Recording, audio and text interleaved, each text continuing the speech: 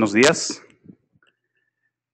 Espero que estén conectados todos y estén oyendo muy bien este sonido. Yo soy Antonio Mozuelos, me presento, y para mí es un honor participar hoy en el primer seminario web que tenemos aquí en el ITREM. Bienvenidos a todos a su casa, el ITREM. Y este es el primer evento de varios que vamos a tener este año en los que vamos a celebrar nuestro 30 aniversario. Bueno, hoy vamos a presentar al profesor Sergio Aguilar Álvarez Bay con su seminario web Psicoterapia y Religión, coincidencia entre la racionalidad y las creencias religiosas. Le paso el micrófono. Buen día, Sergio. Buenos días a todos, bienvenidos. Pues listos. Lo que vamos a hacer hoy es vamos a conversar sobre el tema de la psicoterapia y la religión. La idea es platicar justamente de la psicoterapia y la religión en el contexto de la terapia racional emotiva conductual. Para eso les voy a proponer el siguiente plan de conversación. Lo que vamos a hacer primero es revisar la postura original de Albert Ellis respecto de las creencias religiosas. Veremos cómo el propio Ellis revisa su postura y cómo la va ajustando y por qué la va ajustando. A raíz de este ajuste, Ellis propone una serie de coincidencias y una serie de distinciones que son relevantes para hablar de la religión en el contexto de la salud mental. Por último, vamos a ver lo que ha sido no propiamente una crítica, pero una revisión respecto del alcance de lo que el propio Ellis hace respecto de otros terapeutas en la misma línea de la terapia racional emotiva y cómo ellos, ante ciertas realidades, plantean una postura distinta a la de Ellis. Y de alguna manera vamos a comparar estas dos posturas para ver también la coincidencia entre estas dos posturas y también las diferencias. Por último, vamos a hacer unas advertencias finales que más allá de la religión nos van a permitir abordar este tema en cualquier contexto y que permanecen. Hay que tener como muy claro que esta es una revisión desde la perspectiva de una intervención psicoterapéutica, no te pretende dirimir las grandes diferencias entre la ciencia y la religión, sino de ver cómo podemos incorporar estos temas a nuestra práctica cotidiana. La idea es que tengamos una conversación, yo haré la presentación y al final, bueno, yo les pediré que ustedes ahí desde sus casas nos vayan mandando sus preguntas, sus comentarios, sus felicitaciones, sus agradecimientos y de preferencia las quejas, pues menos. Bueno, empecemos. La postura original de Albert Ellis. La postura original de Albert Ellis va muy con la tradición de la psicología y lo que él nos dice es el claro divorcio entre psicología y religión. ¿Por qué parte de esta postura Albert Ellis? Para Albert Ellis la religión era sinónimo, nuevamente siguiendo una tradición en la psicología, de neurosis. Y él lo atribuía básicamente a 5 variables que eran prácticamente compartidas por todas las religiones y que se oponían a 5 principios básicos de la salud mental. Lo primero que decía Ellis es la religión nos lleva a una dependencia. No hay religión que no quiera anular la capacidad de autorregulación de la persona. Entonces, lo que dice Ellis ahí al principio es, si tú eres parte de una religión, la capacidad de tú tomar tus propios criterios queda anulada. ¿Por qué? Porque tienes que seguir lo que otra persona te dice. En esta primera visión, Ellis asume que cuando uno forma parte de una religión no puede tener criterios propios, puntos de vista propios. Y por lo tanto, si la autorregulación es un principio básico de salud mental, pues eran completamente contradictorios. El segundo punto que aborda Ellis es que religión es igual a masoquismo, es decir, que la religión promueve el sufrimiento. Evidentemente, ante nuestra postura hedonista, en la que la decisión básica de cualquier persona en su camino hacia la racionalidad es decidir vivir y decidir bien, es decir, disfrutando lo más posible, cualquier postura que promueva el sufrimiento como un principio es contradictorio. El tercer principio era la tendencia de las religiones a condenar a los que no pertenecían a la propia religión. Es decir, si estás en mi religión eres de los buenos, si no estás eres de los malos. Lo cual hace que las religiones se vuelvan muy intolerantes. Ellis promovió, de hecho, su último libro, El Camino a la Tolerancia, como el principio básico para avanzar en el ámbito personal y en el social, la tolerancia. Es decir, nuestra capacidad de estar abierto a otros puntos de vista y a revisar nuestros propios puntos de vista, que tienen que ver con el siguiente punto. Para Ellis, las religiones, en su perspectiva original, eran inflexibles. Es decir, no estaban abiertas al cambio. Cualquier cosa que implicara cambio tenía que ser rechazada como malévola, como satánica, y tenían que ser grupos cerrados donde todo estaba dicho. Ellis, desde la perspectiva de la terapia racional emotiva conductual, afirma que hay que ser flexibles. Inclusive él cuando cuando a él se le preguntaba sobre cómo hacer terapia, decía, nosotros lo que le planteamos a nuestros clientes es una hipótesis de lo que creemos que le está perturbando. Ahora, siempre lo planteamos como hipótesis, sin que esto pierda fuerza, porque con nuestro marco teórico tenemos la convicción de que esa hipótesis es la adecuada, pero siempre con el presupuesto de que es una hipótesis y puede ser revisada. Y por último, dice Ellis, la religión nos lleva a negarnos. Es decir, si somos parte de una religión, no nos podemos aceptar por el simple hecho de ser, solo nos aceptamos si Dios nos acepta, si el líder religioso nos acepta, si nuestros correligionarios nos aceptan.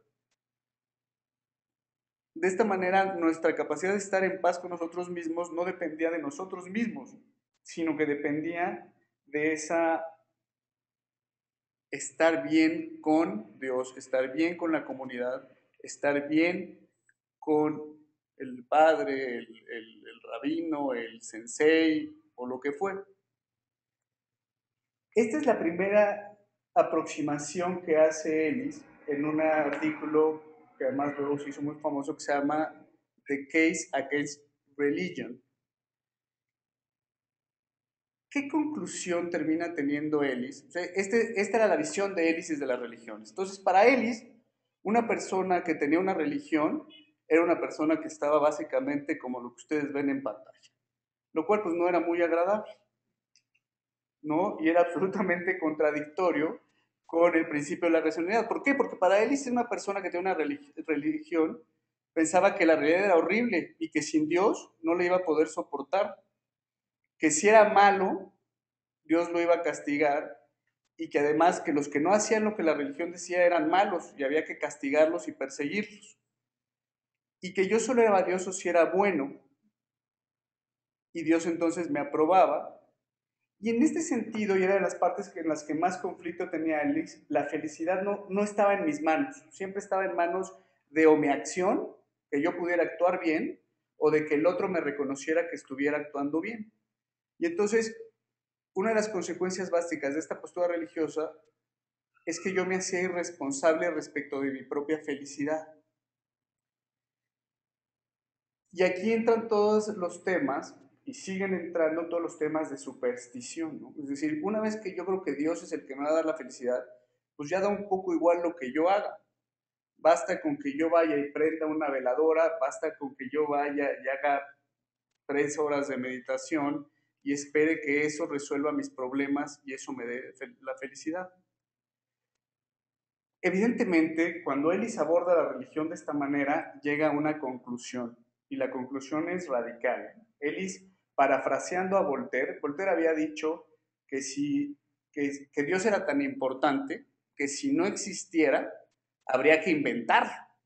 Entonces, Ellis ironizando esta frase de Voltaire, dice, no, si esto es la religión, si Dios existiera, habría que desinventarlo. Y respecto de la psicoterapia, dice lo siguiente, que es lo que a nosotros nos importa. Dice, el psicoterapeuta, si quiere ser efectivo, no debe tolerar las creencias religiosas, y esta es una cita textual de Ellis, pues eso sería equivalente a tratar de ayudarlo a vivir feliz con una enfermedad, de ayudar a un paciente conservando una cosa que le va a imposibilitar ser feliz. O sea, porque no se puede ser feliz, porque para Ellis, desde esta perspectiva, religión era igual a dependencia, y dependencia era igual a inmadurez, y inmadurez era igual a infelicidad. Bueno, y ahí está. Esa es la primera postura de Albert Ellis, ¿no? Espero que quede claro hasta ahí. Digo, ya la podremos ir afinando conforme vayamos avanzando y luego con sus preguntas. Ahora, ¿qué pasa? ¿No? Hasta aquí Ellis, y parecería ser que el análisis es contundente, pero empieza a surgir en la misma corriente psicoterapéutica y de personas con las que Ellis tenía contacto una preocupación por la religión. ¿Y por qué surge una preocupación por la religión? Pues porque la religión es una realidad, y la realidad se impuso, y se le impuso al propio Ellis. Porque, digo, y esto no es que haya cambiado mucho, y seguramente cuando Ellis lo vio era todavía más radical, pero 8 de cada 10 personas hoy tienen una afinidad religiosa. El 84% de la población mundial están afiliados a una religión.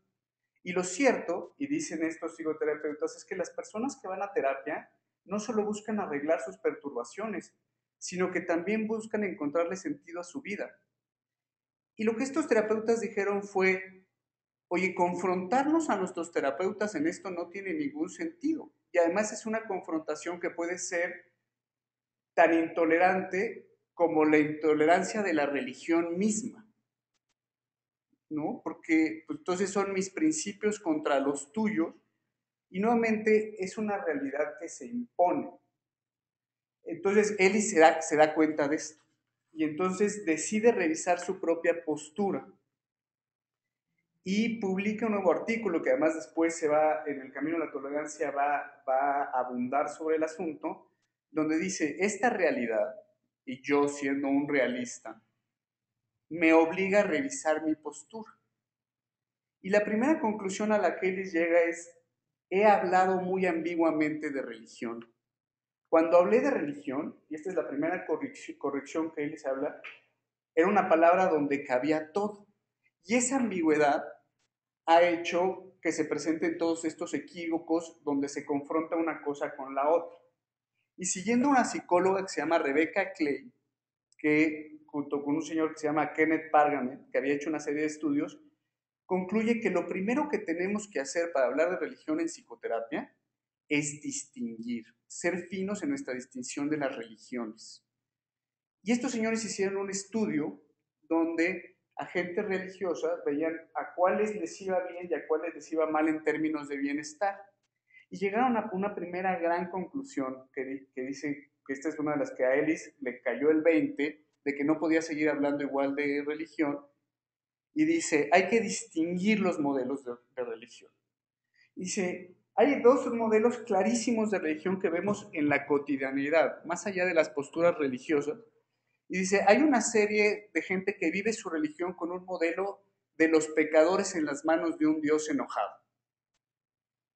Ahora, la gente que piensa en la religión como yo soy un pecador y estoy en manos de un Dios enojado que tarde o temprano, porque está enojado, me va a ir fatal, sufren muchísimo más de estrés, ansiedad y depresión. Es decir, viven angustiados. Pues claro, cualquiera viviría angustiado si piensa que Dios es una persona con una espada atrás que te va a cortar la cabeza en cuanto tú estés pecando. Pero curiosamente dice, oye, pero hay una serie de personas que viven su religión completamente distinta, que dicen, Dios, que viven un modelo de religión de Dios que nos ama. Y dice, paradójicamente, las personas que viven un modelo de religión de Dios que nos ama están muchísimo más tranquilas. Tienen muchísimo mejores resultados en términos de su salud mental. Y entonces Ellis concluye, primero, entonces distingamos esto. Entonces, enfoquémonos a rebatir, ¿no?, esta conclusión, es la idea la que procede, este modelo de religión de un Dios enojado, y no nos peleemos con el modelo de religión de un Dios que te ama, que además te ayuda a conseguir tus propios objetivos. Como primera conclusión, dice, básicamente cuando nosotros abordemos terapéuticamente el modelo de la religiosidad de nuestros clientes, tenemos que ser muy eficientes en entender qué modelo de religión están siguiendo y ayudarle a distinguir cuál le puede ayudar y cuál le puede perjudicar. Ahora Ellis da un paso más adelante y dice, ahora que ya me estoy metiendo en religión, también he descubierto que los principios básicos de la terapia racional emotiva conductual, los principios filosóficos básicos, son compartidos con la religión. En concreto, Ellis hace énfasis en los principios que se comparte con la religión, con la tradición judio-cristiana. Y él dice que aunque se pueden encontrar ejemplos también de coincidencias con otras religiones, él donde más ha encontrado coincidencias es en el modelo de la tradición judío-cristiana. Y se encarga de enumerar cuáles son estos principios compartidos. Y dice, el primer principio compartido entre la tradición judío-cristiana y la terapia racional emotiva conductual es la aceptación incondicional. Para la TREC, el punto de partida del cambio es aceptarme como valioso independientemente de mi actuar. Y dice, curiosamente, en la tradición judío-cristiana, estos señores afirman lo mismo. Dicen, Dios te ama, Dios asume que eres pecador y no porque eres pecador te deja de amar, porque además si eso fuera cierto, Dios ya no amaría a nadie. Porque además en las religiones no hay ni una sola persona que no sea pecador, ¿no? Entonces, si Dios dejara de amar a los pecadores, estaríamos perdidos. El principio del amor desaparecería. Entonces, justo lo que encuentra en la tradición judío-cristiana es el pecado o no pecado no es lo que determina si Dios te ama o no te ama. Y entonces dice, miren, partimos del mismo principio, uno se puede aceptar como es.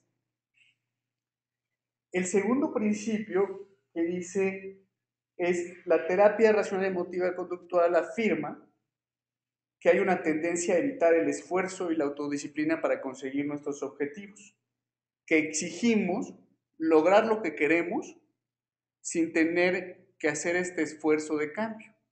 Y encuentran que en la tradición judio-cristiana Dios dotó a los seres humanos de libertad, pero lo que hicieran con esa libertad era responsabilidad personal de cada una de esas personas.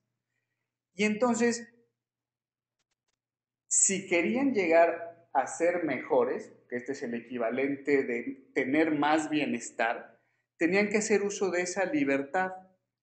Y eso requiere autocontrol, esfuerzo y cambio.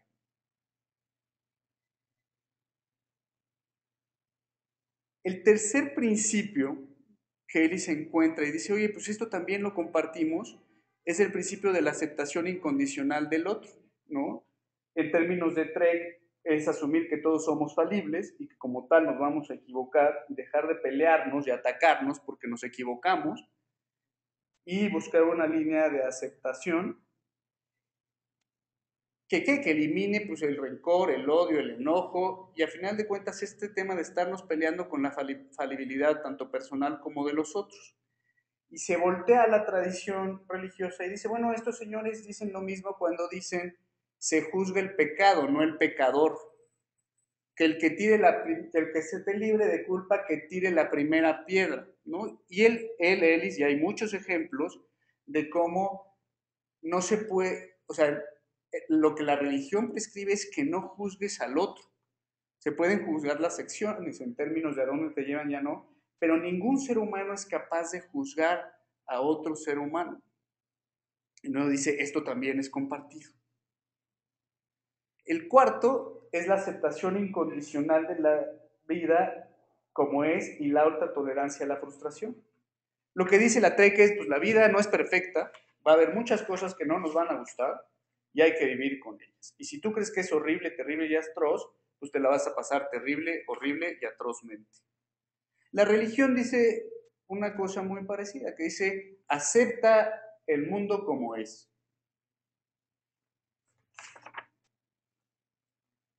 Y dice, si estás con Dios, no importan las tribulaciones, no te van a destruir, no importa que todo esté terrible.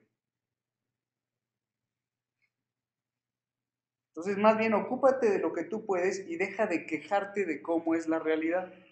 Y nuevamente dice Elis, aquí también coincidimos con esto.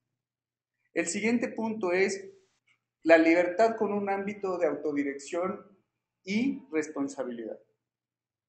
Y el principio básico para entender la TREC es que somos libres y como tal, el precio de la libertad es que somos responsables de nuestro bienestar. Y dice Ellis, no hay gran diferencia entre el libre albedrío que promueven las religiones. Es decir, las religiones también te dicen que eres libre y por eso puedes actuar bien o puedes actuar mal. Como en la terapia de como eres libre, también puedes acercarte o alejarte de tu bienestar. Y esto hace que sea posible el siguiente principio, que es, bueno, más bien que es el que sigue, ya me salté uno, pero bueno, el sexto tiene que ver con la aceptación de mis propios trastornos, que tiene que ver con que sí soy falible, sí soy pecador, pero eso no impide que yo tengo que ser responsable y seguir adelante. El séptimo es que si yo soy libre y si soy responsable, también puedo cambiar el pasado, es decir, yo no estoy condenado a actuar de cierta manera. Y dice, oye, también coincidimos en esto.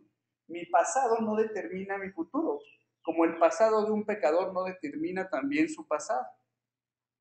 Y por último, y bueno, así como de resumirlos, la lista puede ser mucho más larga, dice, ambos parten del principio de que ni el ser humano, ni los otros, ni la realidad es perfecta.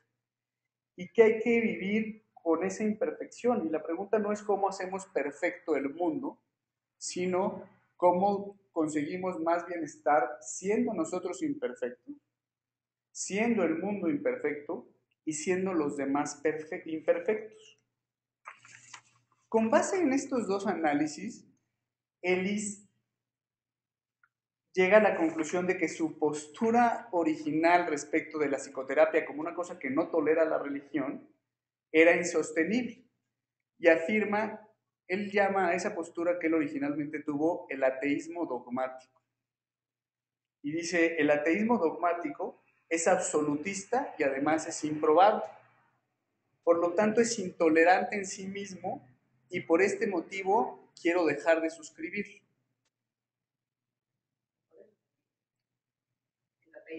El ateísmo dogmático, dice Ellis, es decir, mi postura que dice, es absoluto que la religión siempre es sinónimo de falta de salud mental, que cualquier cosa relacionada con la religión hace daño, es absolutista, es improbable y es intolerante.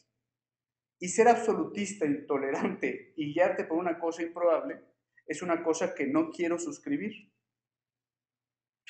Y dice, y continúa y dice, siguiendo esta línea de razonamiento, hay valores religiosos que pueden ser saludables, siempre y cuando no produzcan lo que originalmente había visto, ¿no? O sea, la crítica original de Ellis permanece, ¿sí? Cualquier cosa que destruya tu propio autointerés, que no sea flexible, que quiera destruir a los otros, es decir, lo que veíamos en la primera lámina es una crítica que permanece. Lo que concluye Ellis es que eso no es equiparable a religión, que religión no es equiparable a esas cosas que él había planteado.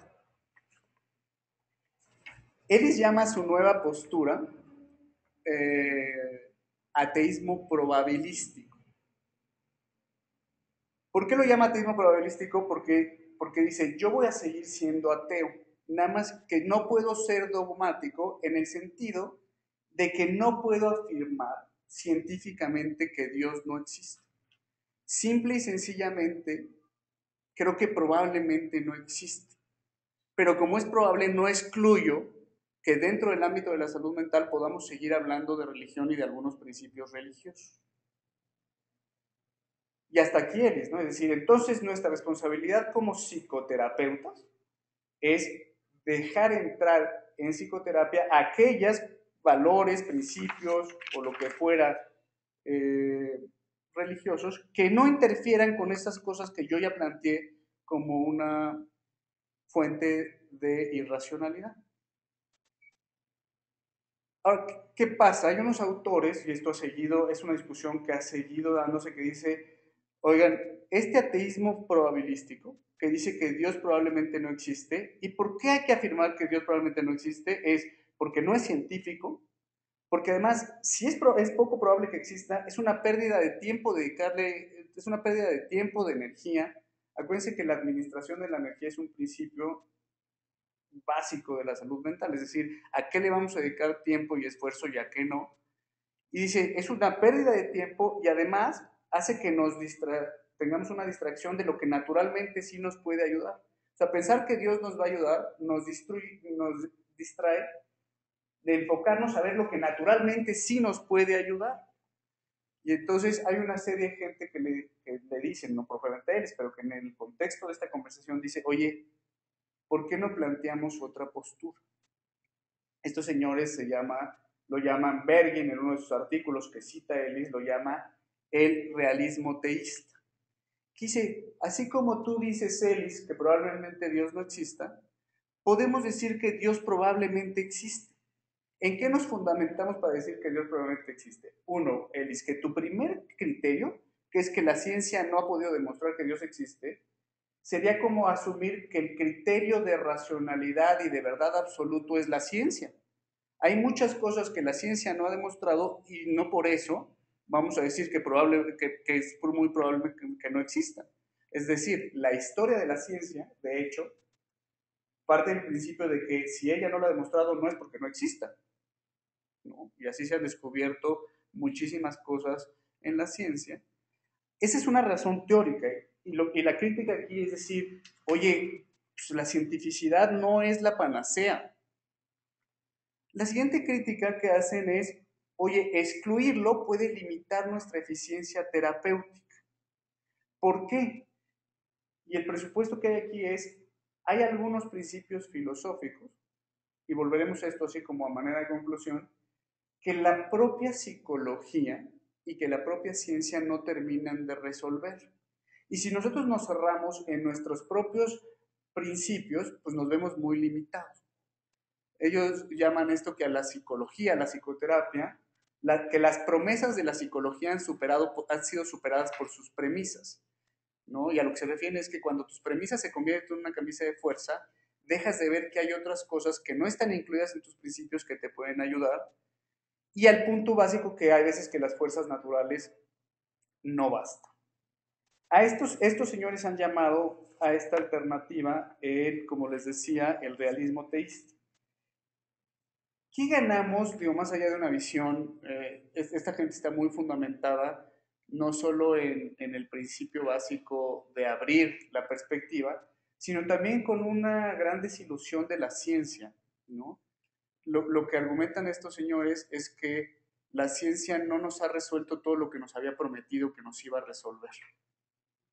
Y curiosamente, sostener esta visión cientificista donde lo que no se puede probar no se toma en cuenta, nos ha llevado a una situación actual que en muchos casos nos ha generado más daño que no. Y ellos citan algunas estadísticas, que son las estadísticas que hoy son muy comunes.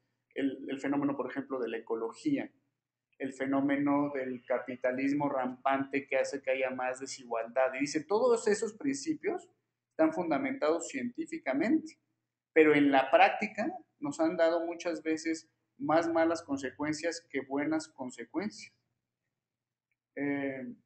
Y lo hacen extensivo a la conciencia del sujeto, ¿no? Si el sujeto limita su conciencia, eso puede limitar también su perspectiva de bienestar. ¿Por qué sería relevante incorporar estos principios? Dicen estos señores, es porque agregan una serie de valores que si no los incorporamos a nuestra práctica terapéutica, nunca vamos a validar si sirven o no. Y dicen, ¿qué puede añadir la visión teísta? Es decir, si le hacemos caso a un Dios que nos da una cosa que solitos no podríamos encontrar, y empiezan a hacer unos estudios y dicen, en el ámbito social, familiar, individual, incluir cosas como actitudes de perdón, compasión y el potencial de ayudar a otro, la fidelidad y lealtad a los compromisos, la idea del consuelo y la esperanza, transforman para bien tanto la perspectiva individual como la perspectiva social. Y hablan en concreto, y no me quiero extender aquí por tiempo, pero hablan en concreto de los sistemas, por ejemplo, familiares. Es decir, si nosotros podríamos promover el compromiso y la lealtad en la pareja, probablemente tendríamos sistemas familiares muchísimo más sanos. Y si tenemos sistemas familiares más sanos, tenemos individuos más sanos. En concreto, hacen todavía mucho más énfasis en promover el compromiso y la lealtad en el hombre, en la pareja, porque dicen que el hombre es el que culturalmente se ha tomado menos en serio este tipo de valores y que, bueno, que eso puede producir consecuencias negativas para el bienestar. Y así abordan cada uno de estos. Ahora, lo que estos señores dicen es, oigan, propongamos esto como hipótesis y validémoslo en la realidad y veamos si es cierto, veamos que si promovemos el compromiso y la lealtad, veamos si mejoramos la calidad de vida del sistema y del individuo. A lo mejor al final llegamos a la conclusión que no, pero excluirlo es una actitud muy poco científica porque evita que sepamos si se da o no se da. Ahora, ¿qué es lo que permanece? Y esta parte es bien importante, y que permanece en ambos sistemas, tanto en el ateísmo probabilístico de Ellis como en el realismo teísta de estos otros, es que hay enemigos comunes. Y el primer enemigo común es el fanatismo. Es decir, el sistema, el que sea, que sostiene que los principios son rígidos, que son absolutos, incambiables, necesarios siempre y en todo momento, que además autoritariamente obliga al otro a que tenga esos principios y le niega el derecho de tener y practicar los suyos, y que además pone esos principios por encima del bienestar. Ellis lo llama, y además me parece correcto llamarlo, es fanatismo. Un sistema que tenga estas características no puede llevar más que a la autodenigración, al abuso y a la discriminación.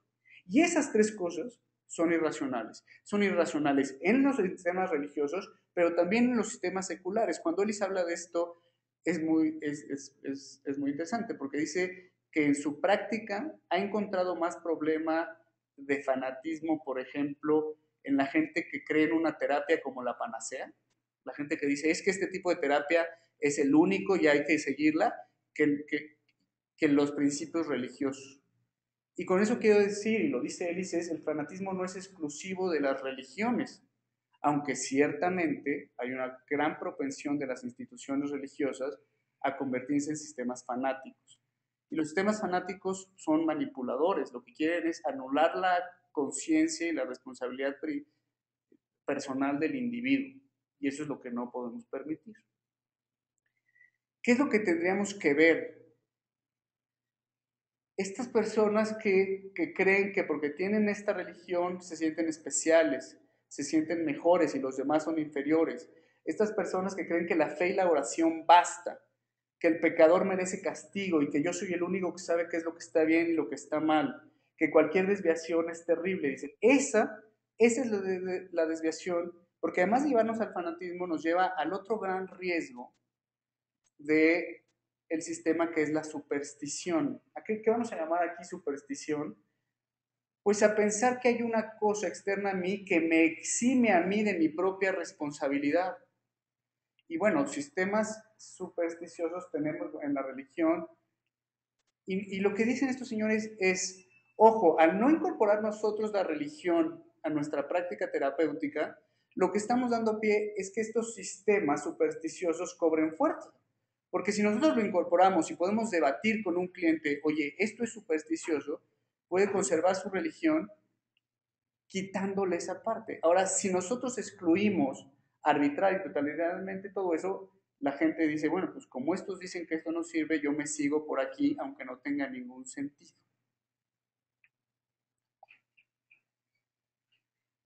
¿Qué es lo primero que quiero salvar y que me parece como lo más relevante de esta conversación? Es cómo la racionalidad es multidimensional, ¿no? El principio de que la racionalidad no solo se encuentra en un solo lugar. No, estas tres grafiquitas no dicen más que tratan de reflejar la postura de Ellis inicial, donde psicoterapia y espiritualidad iban en caminos opuestos, a la postura de Ellis, que decir, oye, puedes ir en el mismo camino, a una postura que podría ser la de estos otros u otra, que es, ¿por qué no sumamos las dos para llegar a un estado de bienestar? Y nuevamente creo que esto es muy congruente con lo que plantea Ellis cuando dice, oigan, la TREC no es la poseedora única de la verdad y la racionalidad en estos sentidos. Se puede llegar de muchas maneras y se puede potenciar de muchas maneras. ¿Cómo hacemos eso?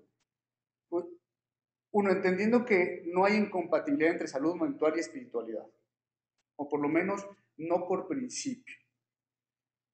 La pregunta, y eso es lo que Ellis no termina de aceptar, y aquí hay que ser como muy claros, ¿la espiritualidad puede potenciar la salud mental? Ellis dirá que no.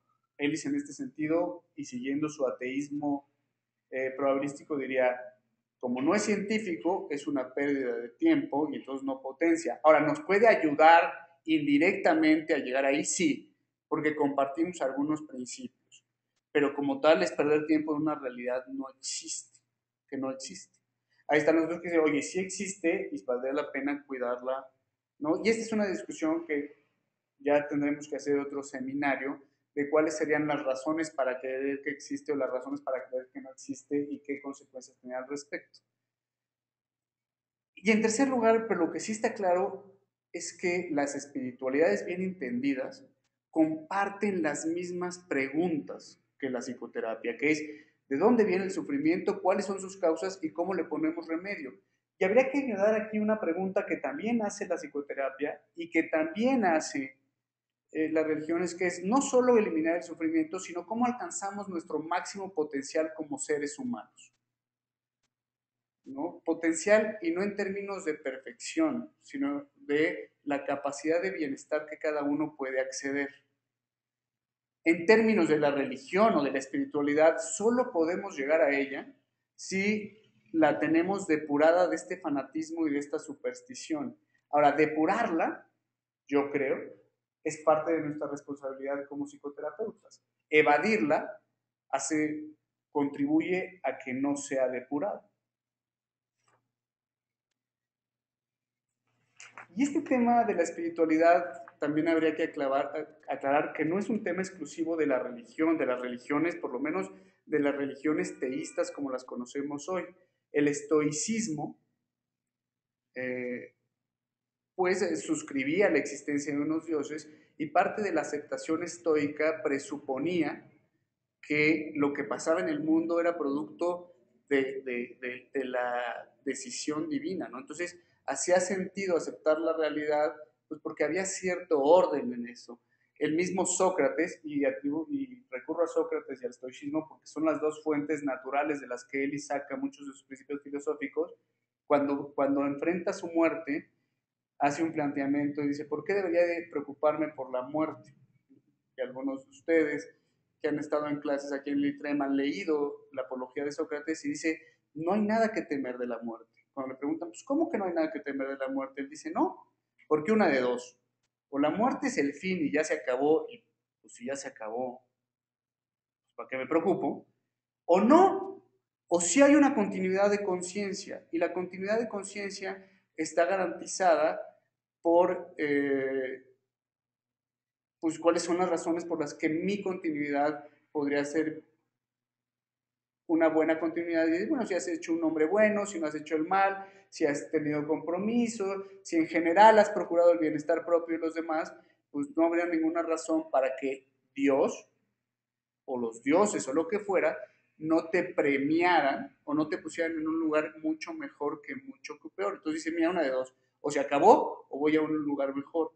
Y con esto quiero decir, el mismo Sócrates recurre a una visión espiritualista para generarse paz en el momento.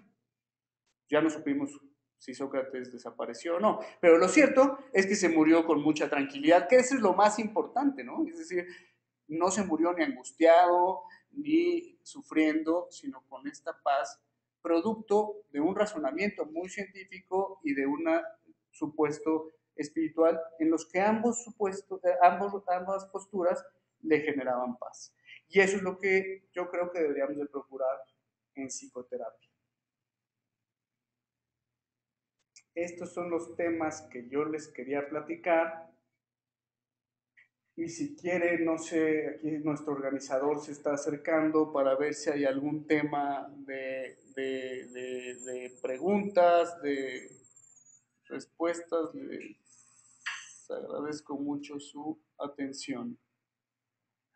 Si alguien quiere hacer algo, algún comentario. Bueno, Sergio, muchas gracias. Muy interesante, como siempre, el tema.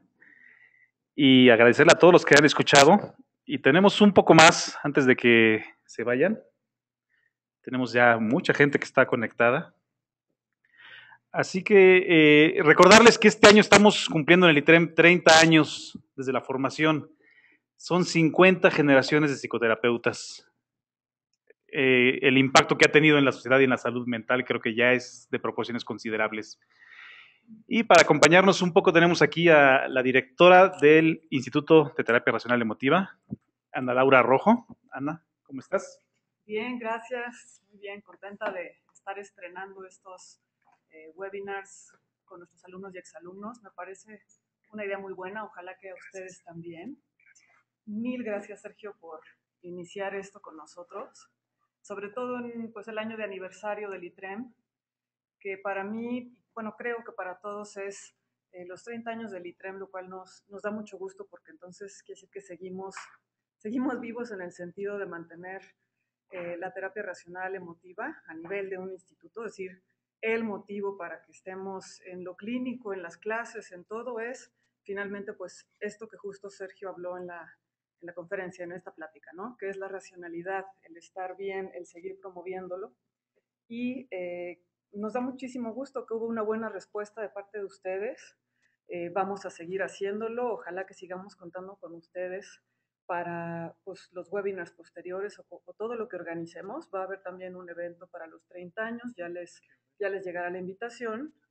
Y bueno, pues también lo que iba a decir es que además de ser aniversario 30 años, es pues, una manera también de homenajear a Patti Leal, que me imagino que ustedes como nosotros la extrañan muchísimo. Pero bueno, vamos a tratar de mantener vivo lo que ella nos dejó justamente a través de esto. Mil gracias y pues vamos a estar en contacto, ojalá, sabiendo de ustedes. Un último chance para que revisemos preguntas, comentarios, lo que quieran para Sergio, ya para dar cierre a esta plática. Y les mando un abrazo a todos. Gracias. Muchas gracias, Ana Laura. Bueno, tenemos algunas preguntas. ¿Quieres leer la pregunta? Sí, nos preguntan aquí del público, Alejandro Guerrero, ¿cuál es la continuidad de conciencia y cómo se puede conceptualizar? ¿A qué se refiere con continuidad?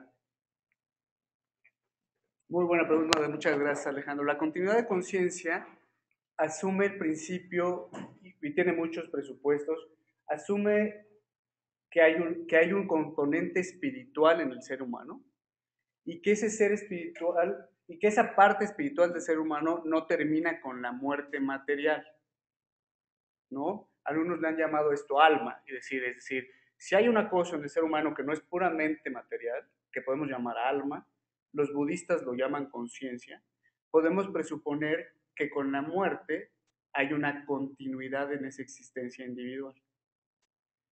Ese es el concepto básicamente de continuidad de la conciencia. ¿Por qué hablan de la conciencia?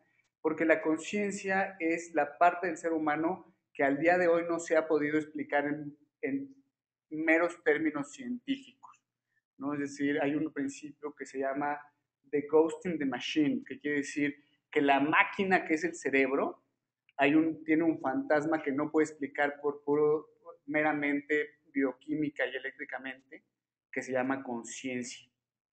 y decir, mientras eso sea un fantasma, podemos presuponer que no es meramente material, que es espiritual, y podemos presuponer que eso tiene continuidad, y si podemos presuponer que eso tiene continuidad, pues habría que ocuparse de cómo garantizamos una mejor continuidad con nuestras acciones aquí, en ese otro mundo que no tenemos mucha idea, pero que puede ser posible. Muchas gracias, Sergio. Tenemos aquí a Fabio haciendo una pregunta muy interesante y muy práctica para todos los psicoterapeutas. Ya en la práctica, ¿cuál es la mejor aproximación en terapia para poder ayudar a un paciente que es fanático? Además de los golpes, Fabio. No. El fanatismo, yo creo que además, el fanatismo yo creo que en terapia se trata como la mayor parte de las irracionalidades. Se le combate a través del diálogo, en primera parte, para mostrarle las consecuencias que hacen daño respecto de su propio fanatismo, las consecuencias que le dan a él y que le dan a los demás. Y una vez que logras que esa persona tenga un insight respecto de lo perjudicial que puede hacer una postura fanática, pues sustituirlo por una postura que no sea fanática. Por eso yo creo que es importante incluir la conversación de la religión en la psicoterapia, porque si no, no podemos tener esta conversación con la gente, porque discutimos su religiosidad y luchamos contra su religiosidad y debatimos su religiosidad cuando lo que deberíamos estar debatiendo es su fanatismo. Ahora, si tú confrontas a una persona en su religiosidad, probablemente lo que tengas es una persona que se defienda y que termina por mandar a la goma todo. Ahora, si tú logras hacerle ver que hay una gran diferencia entre su religiosidad y su fanatismo, y que puede conservar su religiosidad sin fanatismo, y que además, que no solo eso, que las propias, y nuevamente aquí también las instituciones no avanzan como quisiéramos, pero hoy en día las propias instituciones religiosas están teniendo este diálogo donde dicen, señores, esto no se trata de tener la verdad, se trata de ser más felices, puedes garantizar que conserve esa parte que para él es importante, que le da sentido, pero que elimine la otra. Pero si no sabemos nada de religión, pues no vamos a poder hacerlo. No lo vamos a poder hacer. Muchas gracias, Sergio. Aquí hay una reflexión muy interesante de Claudia Martín Moreno. Dice una pregunta, ¿cómo manejaría la TREC estas religiones que fanatizan a la gente, tipo Dianética o Testigos de Jehová? Muchas gracias, Claudia. Es muy parecida a la pregunta que hacía Fabio. Y nuevamente también hay que ser muy claros y distinguir religiones de movimientos que no tienen esta pretensión. La religión parte de un principio de la existencia de un Dios y de cómo esa existencia de Dios nos ayuda a ser más felices. Algunos otros movimientos lo que procuran es cómo llevar agua a su molino. Y es importante hacer ver que hay como claros indicadores para distinguir entre una religión que te puede ayudar de una secta que te va a acabar. El primero es, generalmente la secta es mucho más importante el líder y las prácticas que la religión misma. Generalmente son secretas, ¿no? A diferencia de las religiones no son secretas. Si ustedes quieren ir a misa, pueden ir el día que quieran. No está prohibido entrar, no están ocultos los principios. Lo mismo pasa con el budismo. Hay 84,000 libros, hay centros donde se puede estudiar.